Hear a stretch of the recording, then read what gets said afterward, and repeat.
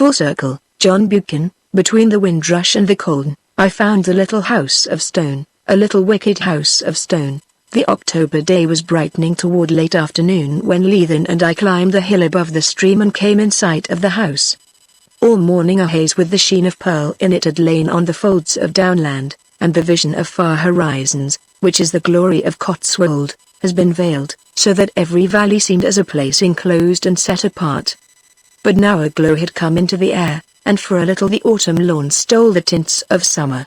The gold of sunshine was warm on the grasses, and only the riot of color in the berry-laden edges of the fields and the slender woodlands told of the failing year. We were looking into a green cup of the hills, and it was all a garden.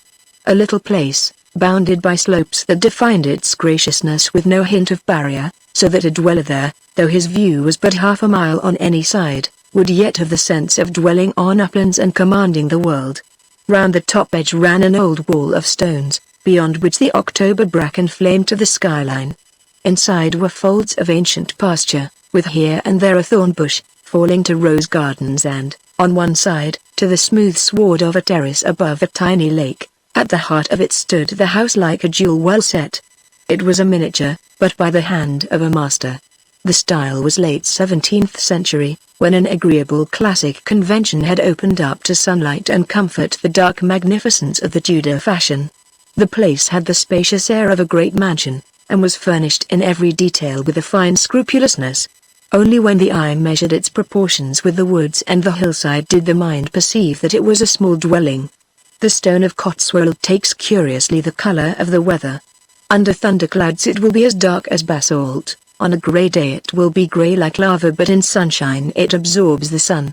At the moment the little house was pale gold, like honey. Leithen swung a long leg across the stile. "Pretty good, isn't it?" he said. "It's pure, authentic Sir Christopher Wren. The name is worthy of it, too. It is called Fullcircle." He told me its story. It had been built after the Restoration by the Carteret family, whose wide domains ran into these hills. The Lord Carteret of the day was a friend of the Merry Monarch, but it was not as a sanctuary for orgies that he built the house. Perhaps he was tired of the gloomy splendor of Minster Carteret, and wanted a home of his own and not of his ancestors' choosing. He had an elegant taste in letters, as we can learn from his neat imitations of Martial, his pretty bucolics and the more than respectable Latin hexameters of his Ars Vivendi. Being a great nobleman, he had the best skill of the day to construct his hermitage, and thither he would retire for months at a time, with like-minded friends, to a world of books and gardens. He seems to have had no ill wishes. Contemporary memoirs speak of him charitably, and Dryden spared him 4 lines of encomium. A selfish old dog, Leithen called him. He had the good sense to eschew politics and enjoy life. His soul is in that little house.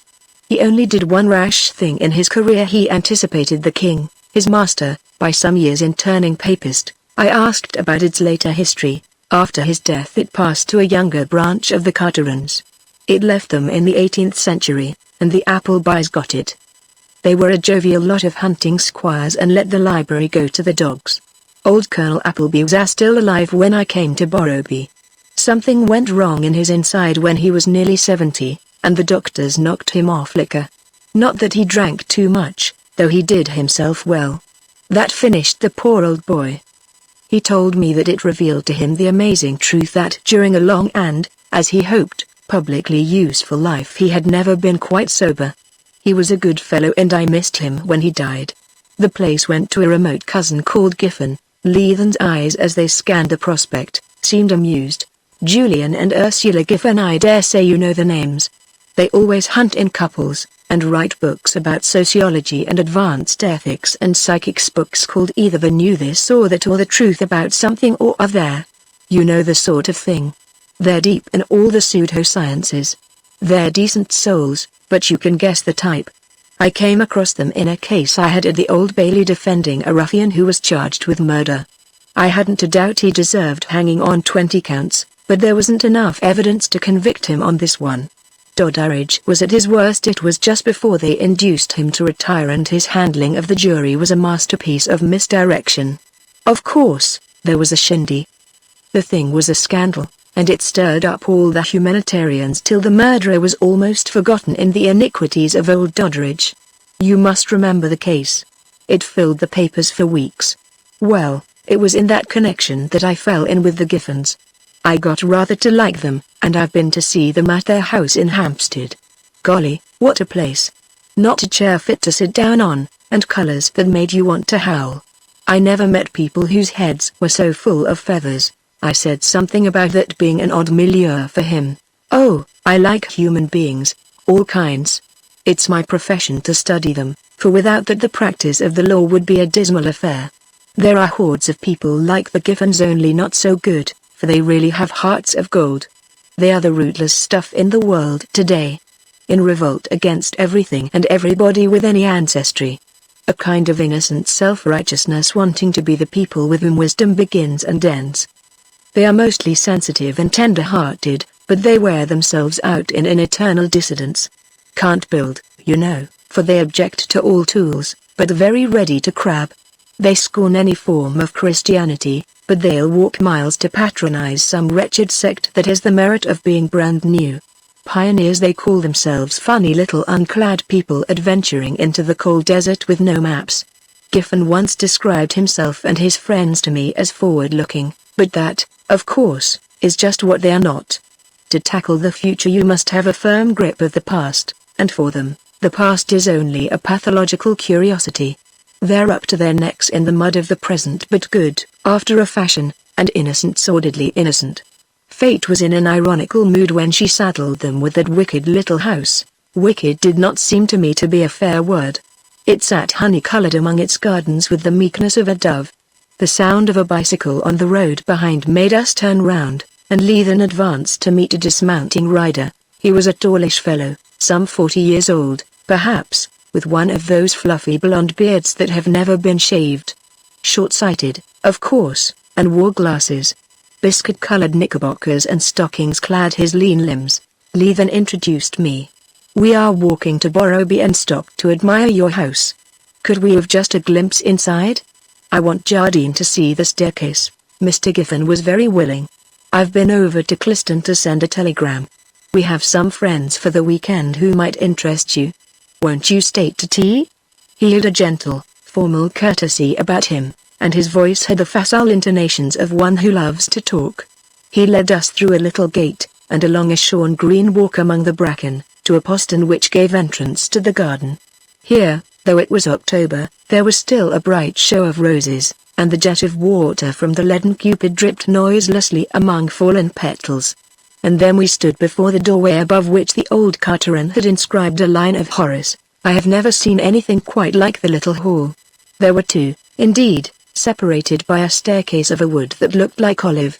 Both were paved with black and white marble, and the inner was oval in shape, with a gallery supported on slender walnut pillars. It was all in miniature, but it had a spaciousness which no mere size could give. Also it seemed to be permeated by the quintessence of sunlight. Its air was of long descended, confident, equable happiness. There were voices on the terrace beyond the hall. Giffen led us into a little room on the left. You remember the house in Colonel Appleby's time, Leithen? This was the chapel. It had always been the chapel. You see the change we have made. I beg your pardon, Mr. Jardine. You're not by any chance a Roman Catholic? The room had a white paneling and, on two sides, deep windows. At one end was a fine Italian shrine of marble, and the floor was mosaic, blue and white, in a quaint Byzantine pattern. There was the same air of sunny cheerfulness as in the rest of the house. No mystery could find a lodgment here. It might have been a chapel for 3 centuries, but the place was pagan. The Giffens' changes were no sort of desecration. A green baize table filled most of the floor, surrounded by chairs like a committee room. On new raw wood shelves were files of papers and stacks of blue books and those desiccated works into which reformers of society torture the English tongue. 2 typewriters stood on a side table. It is our workroom, Giffen explained. We hold our Sunday moots here. Ursula thinks that a weekend is wasted unless it produces some piece of real work. Often a quite valuable committee has its beginning here. We try to make our home a refuge for busy workers, where they need not idle but can work under happy conditions. A college situate in a clear air, Lee then quoted. But Giffen did not respond except with a smile. He had probably never heard of Lord Falkland. A woman entered the room, a woman who might have been pretty if she had taken a little pains. Her reddish hair was drawn tightly back and dressed in a hard knot, and her clothes were horribly incongruous in a remote manor house. She had bright, eager eyes, like a bird, and hands that fluttered nervously. She greeted Leithen with warmth. "We have settled down marvelously," she told him. "Julian and I feel as if we had always lived here, and our life has arranged itself so perfectly. My mother's cottages in the village will soon be ready, and the club is to be opened next week. Julian and I will carry on the classes ourselves for the first winter. Next year we hope to have a really fine program. And then it is so pleasant to be able to entertain one's friends. Won't you stay to tea? Dr. Swope is here, and Mary Elliston, and Mr. Percy Blaker, you know, the Member of Parliament. Must you hurry off? I'm so sorry. What do you think of our workroom? It was utterly terrible when we first came here, a sort of decayed chapel, like a withered tuberose. We have let the air of heaven into it. I observed that I had never seen a house so full of space and light. Ah, you notice that? It is a curiously happy place to live in. Sometimes I'm almost afraid to feel so light-hearted. But we look on ourselves as only trustees. It is a trust we have to administer for the common good. You know, it's a house on which you can lay your own impress.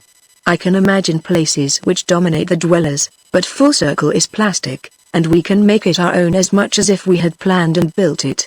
That's our chief piece of good fortune. We took our leave, for we had no desire for the company of Dr. Swope and Mr. Percy Blaker. When we reached the highway we halted and looked back on the little jewel. Shafts of the westering sun now caught the stone and turned the honey to ripe gold. Thin spires of amethyst smoke rose into the still air.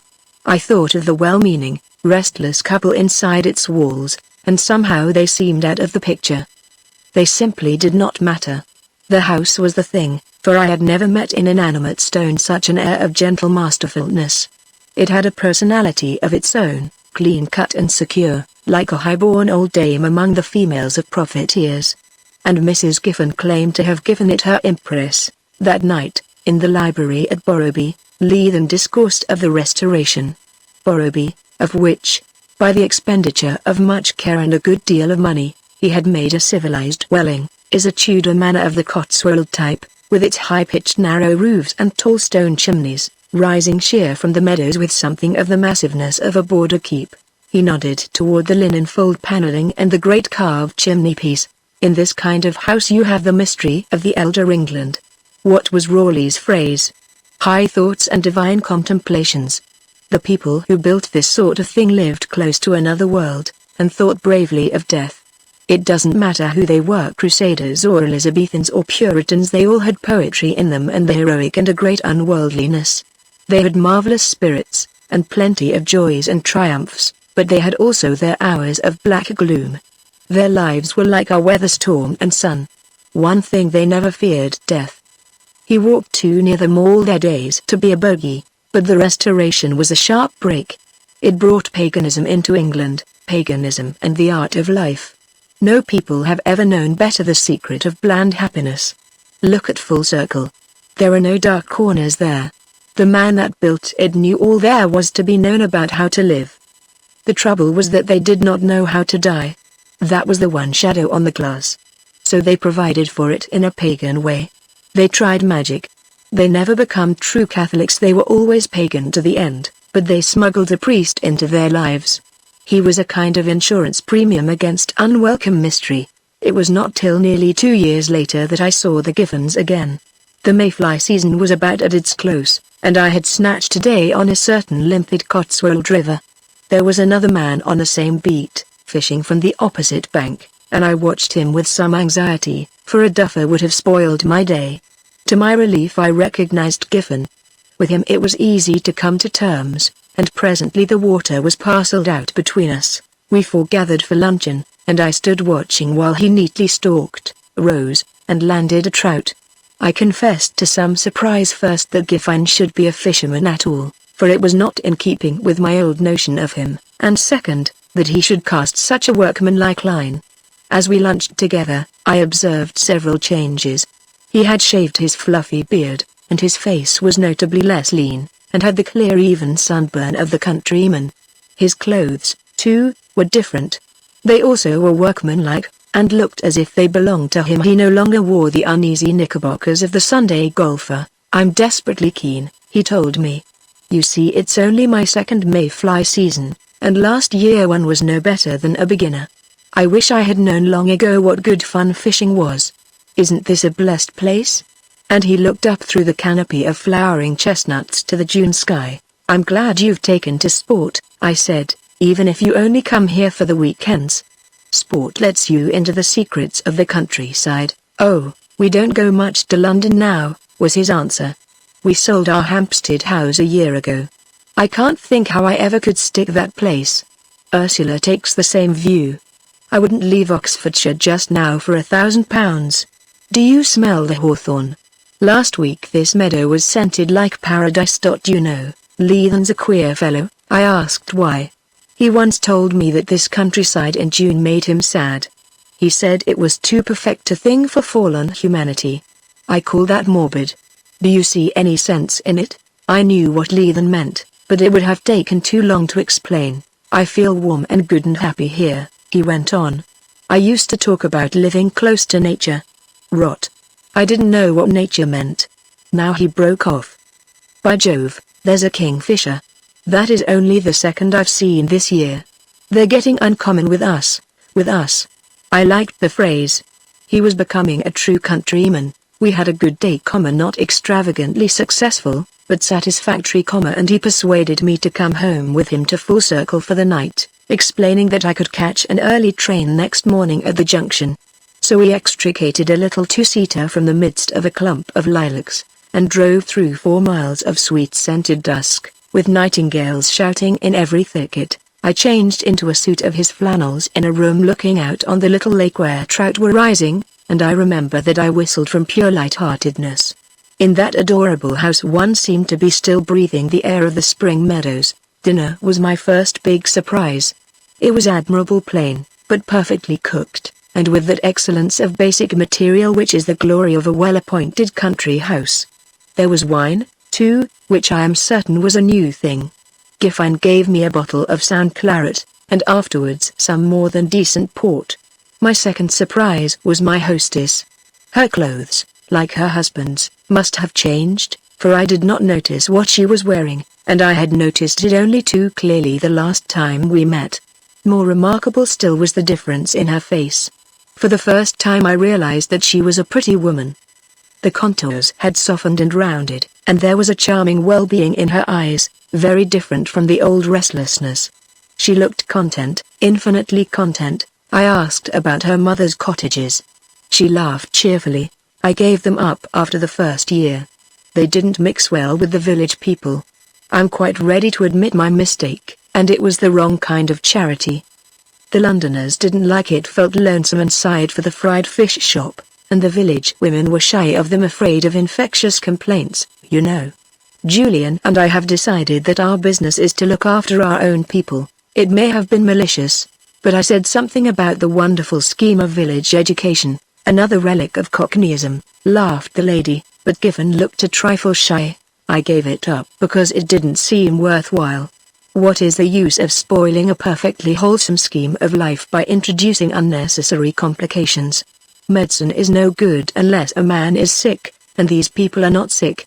Education is the only cure for certain diseases the modern world has engendered, but if you don't find the disease, the remedy is superfluous. The fact is, I hadn't the face to go on with the thing. I wanted to be taught rather than to teach. There's a whole world round me of which I know very little, and my first business is to get to understand it.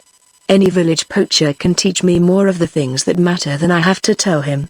Besides, we have so much to do," his wife added. "There's the house and the garden and the home farm and the property. It isn't large, but it takes a lot of looking after." The dining room was long and low-ceilinged, and had a white paneling in bold relief. Through the deep windows came odors of the garden and a faint tinkle of water. The dusk was deepening and the engravings in their rosewood frames were dim, but sufficient light remained to reveal the picture above the fireplace. It showed a middle-aged man in the clothes of the later Stuarts. The plump tapering fingers of one hand held a book, the other was hidden in the folds of a flowered waistcoat. The long curled wig framed a delicate face with something of the grace of youth left to it. There were quizzical lines about the mouth, and the eyes smiled pleasantly yet very wisely. It was the face of a man I should have liked to dine with.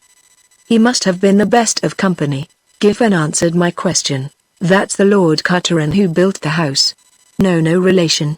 Our people were the Applebys, who came in 1753. We've both fallen so deep in love with Fullcircle that we wanted to see the man who conceived it. I had some trouble getting it. It came out of the Minster Carteret sale, and I had to give a Jew dealer twice what he paid for it. It's a jolly thing to live with. It was indeed a curiously charming picture. I found my eyes straying to it till the dusk obscured the features. It was the face of one wholly at home in a suave world, learned in all the urbanities. A good friend, I thought, the old lord must have been, and a superlative companion. I could imagine neat Horatian tags coming ripely from his lips. Not a strong face, but somehow a dominating one. The portrait of the long-dead gentleman had still the atmosphere of life. Giffen raised his glass of port to him as we rose from table, as if to salute a comrade. We moved to the room across the hall which had once been the Giffens' workroom, the cradle of earnest committees and weighty memoranda. This was my third surprise. Baize-covered table and raw wood shelves had disappeared. The place was now half smoking room, half library. On the walls hung a fine collection of colored sporting prints, and below them were ranged low Applewhite bookcases. The lamplight glowed on the ivory walls, and the room, like everything else in the house, was radiant. Above the mantelpiece was a stag's head, a fair 11-pointer. Giffen nodded proudly toward it. I got that last year at McRae. My first stag. There was a little table with an array of magazines and weekly papers. Some amusement must have been visible in my face, as I caught sight of various light-hearted sporting journals, for he laughed apologetically. You mustn't think that Ursula and I take in that stuff for ourselves. It amuses our guests, you know. I dared say it did, but I was convinced that the guests were no longer Dr. Swope and Mr. Percy Blaker. One of my many failings is that I can never enter a room containing books without scanning the titles. Giffen's collection won my hearty approval.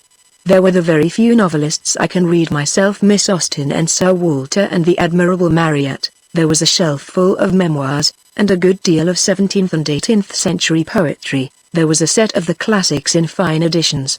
Bodonis and Baskervilles and such like. There was much county history and one or two valuable old herbals and itineraries. I was certain that 2 years earlier Giffen would have had no use for literature except some muddy Russian oddments, and I am positive that he would not have known the name of Surtees.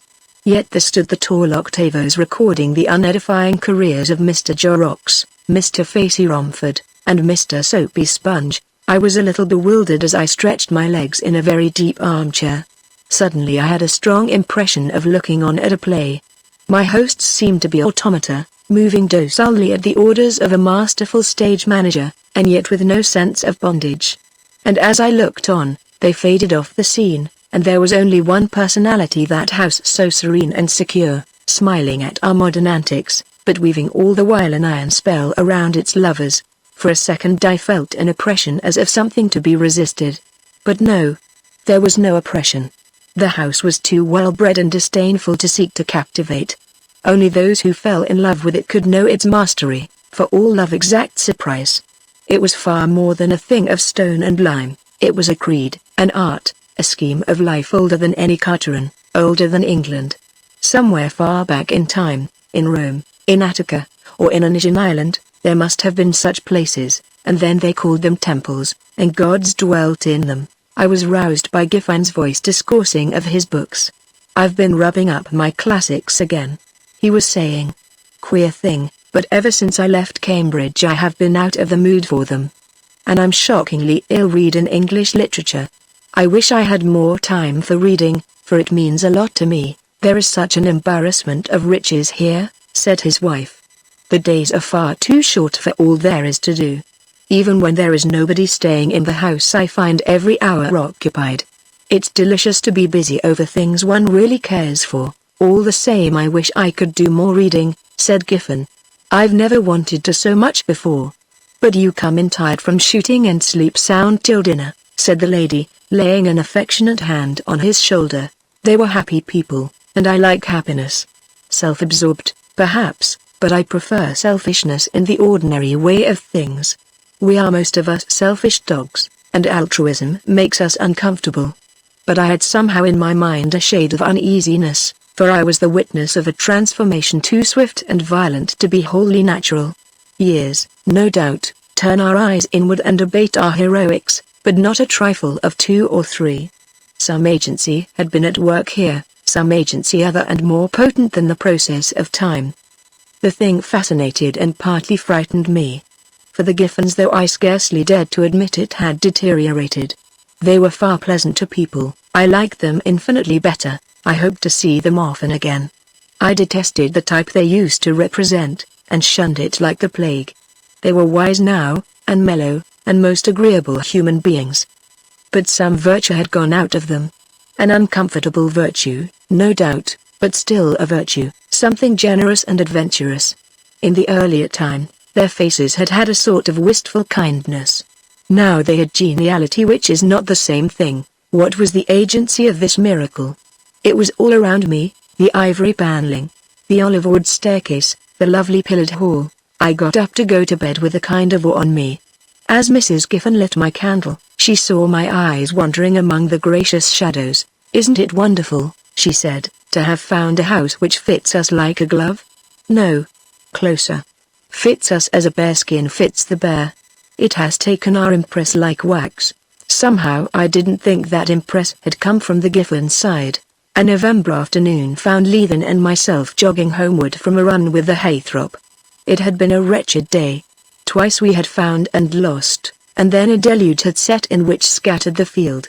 I had taken a hearty toss into a swamp, and got as wet as a man may be, but the steady downpour soon reduced everyone to a like condition. When we turned toward Borrowby, the rain ceased, and an icy wind blew out of the east which partially dried our sopping clothes. All the grace had faded from the Cotswold valleys. The streams were brown torrents, the meadows lagoons, the ridges bleak and grey, and a sky of scurrying clouds cast leaden shadows. It was a matter of 10 miles to Borrowby. We had long ago emptied our flasks, and I longed for something hot to take the chill out of my bones. Let's look in at Fullcircle, said Leithen, as we came out on the high road from a muddy lane. We'll make the Giffens give us tea. You'll find changes there. I asked what changes, but he only smiled and told me to wait and see. My mind was busy with surmises as we rode up the avenue. I thought of drink or drugs, and promptly discarded the notion. Fullcircle was, above all things, decorous and wholesome. Leithen could not mean the change in the Giffens' ways which had so impressed me a year before, for he and I had long ago discussed that. I was still puzzling over his words when we found ourselves in the inner hall, with the Giffens making a hospitable fuss over us. The place was more delectable than ever. Outside was a dark November day, yet the little house seemed to be transfused with sunshine. I do not know by what art the old builders had planned it, but the airy pilasters, the perfect lines of the ceiling, the soft coloring of the wood seemed to lay open the house to a clear sky. Logs burned brightly on the massive steel andirons, and the scent and the fine blue smoke of them strengthened the illusion of summer. Mrs. Giffen would have us change into dry things, but Leithen pleaded awaiting dinner at Borrowby. The two of us stood by the fireplace, drinking tea, the warmth drawing out a cloud of vapor from our clothes to mingle with the wood smoke. Giffen lounged in an armchair and his wife sat by the tea table. I was looking for the changes of which Leithen had spoken. I did not find them in Giffen. He was much as I remembered him on the June night when I had slept here, a trifle fuller in the face, perhaps, a little more placid about the mouth and eyes. He looked a man completely content with life. His smile came readily, and his easy laugh. Was it my fancy, or had he acquired a look of the picture in the dining room? I nearly made an errand to go and see it. It seemed to me that his mouth had now something of the portrait's delicate complacence. Lely would have found him a fit subject, though he might have boggled at his lean hands, but his wife. The changes were unmistakable. She was comely now rather than pretty, and the contours of her face had grown heavier. The eagerness had gone from her eyes and left only comfort and good humor. There was a suspicion, ever so slight, of rouge and powder. She had a string of good pearls the first time I had seen her wear jewels. The hand that poured out the tea was plump, shapely, and well cared for. I was looking at a most satisfactory mistress of a country house, who would see that nothing was lacking to the part. She talked more and laughed oftener. Her voice had an airy lightness which would have made the silliest prattle charming. "We are going to fill the house with young people and give a ball at Christmas," she announced. "This hall is simply clamoring to be danced in. You must come, both of you. Promise me. And, Mr. Leathen, it would be very nice if you brought a party from Borrowby. Young men, please. We are overstocked with girls in these parts. We must do something to make the country cheerful in winter time." I observed that no season could make Fullcircle other than cheerful. "How nice of you!" she cried. "To praise a house is to praise the householders, for a dwelling is just what its inmates make it. Borrowby is you, Mr. Leathen, and Fullcircle us. Shall we exchange?" Leathen asked. She made a mouth. "Borrowby would crush me, but it suits a Gothic survival like you. Do you think you would be happy here?" "Happy?" said Leathen thoughtfully. "Happy? Yes, undoubtedly. But it might be bad for my soul. There's just time for a pipe, Giffen, and then we must be off." I was filling my pipe as we crossed the outer hall, and was about to enter the smoking room that I so well remembered, when Giffen laid a hand on my arm. "We don't smoke there now," he said hastily. He opened the door and I looked in. The place had suffered its third metamorphosis. The marble shrine which I had noticed on my first visit had been brought back, and the blue mosaic pavement and the ivory walls were bare. At the eastern end stood a little altar, with, above it, a copy of a Correggio Madonna. A faint smell of incense hung in the air, and the fragrance of hothouse flowers. It was a chapel, but, I swear, it was a more pagan place than when it had been workroom or smoking room. Giffen gently shut the door. "Perhaps you may not have heard, but some months ago my wife became a Catholic. It is a good thing for women, I think. It gives them a regular ritual for their lives. So we restored the chapel, which had always been there in the days of the Cartrons and the Applebys." "And you?" I asked. He shrugged his shoulders. "I don't bother much about that sort of thing. But I propose to follow suit. It will please Ursula and do no harm to anybody." We halted on the brow of the hill and looked back on the garden valley. Leathen's laugh, as he gazed, had more awe than mirth in it. "That wicked little house. I'm going to hunt up every scrap I can find about old Tom Carteron. He must have been an uncommon clever fellow. He's still alive down there and making people do as he did. In that kind of place you may expel the priest and sweep it and garnish it, but he always returns." The rack was lifting before the wind, and a shaft of late watery sun fell on the grey walls. It seemed to me that the little house wore an air of gentle triumph.